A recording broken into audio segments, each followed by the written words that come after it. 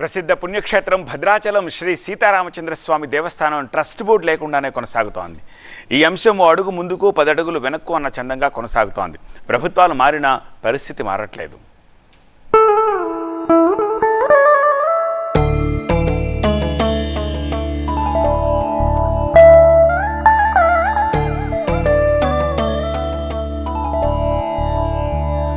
భద్రాచలం దగ్గర గోదావరి తీరాన వెలిసిన శ్రీ సీతారామస్వామి ఆలయం కోరిన కోరికలు తీరుస్తూ భక్తుల కొంగు బంగారంగా విలసిల్లుతోంది.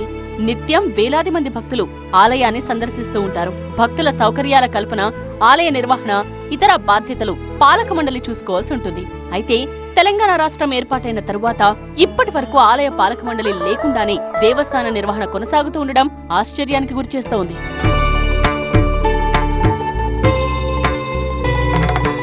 శ్రీ సీతారామచంద్రస్వామి దేవస్థానానికి ఉమ్మడి ఆంధ్రప్రదేశ్ లో 2010 నవంబర్ 26 నుండి 2012 నవంబర్ 25 వరకు 13వ ట్రస్ట్ బోర్డు పనిచేసింది.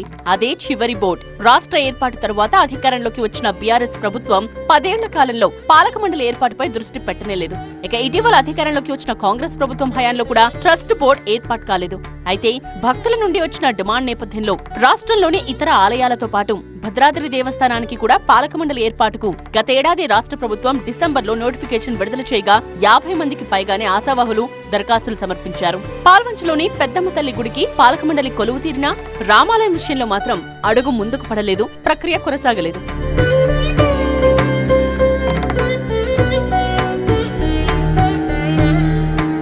ఆలయ పాలక మండలి ఏర్పాటుకు రెండోసారి సర్కార్ గ్రీన్ సిగ్నల్ ఇవ్వడంతో దేవాదాయ శాఖ త్వరలో నోటిఫికేషన్ విడుదల చేయడానికి రంగం సిద్ధమైంది. దరఖాస్తుల స్వీకరణ తరువాత ఆ శాఖ ఉన్నతాధికారులకు జాబితా అందించనున్నారు.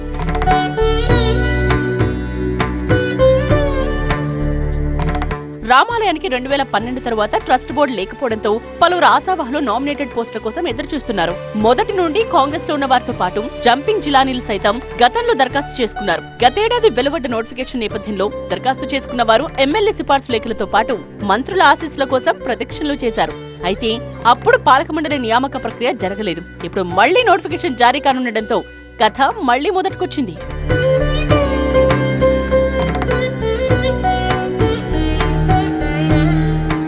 భద్రాద్రి రామాలయంలో డిసెంబర్లో ముక్కోటి ఏకాదశి అధ్యయనోత్సవాలు, ఆ తరువాత శ్రీరామనవమి వేడుకలు, 2027 ఆగస్టులో గోదావరి పుష్కరాలు జరగనున్నాయి. ఇలాంటి కీలక సమయంలో ట్రస్ట్ బోర్డు ఏర్పాటైతే అధికారులకు సాయంగా ఉంటుందని భక్తులంటున్నారు.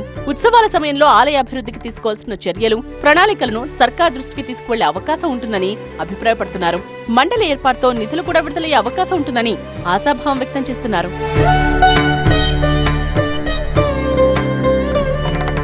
రాష్ట్రం ఏర్పడిన నాటి నుండి పాలక మండలి లేకపోవడంతో ఆలయ అభివృద్ధి మందగించింది. రానున్న ఉత్సవాల నేపథ్యంలోనైనా ఆలయ పాలక మండలి నియామకం జరిగితే ఆలయ నిర్వహణ, ఉత్సవాల నిర్వహణ, ఆలయ అభివృద్ధి ఊపందుకుంటుంది అనడంలో సందేహం లేదు.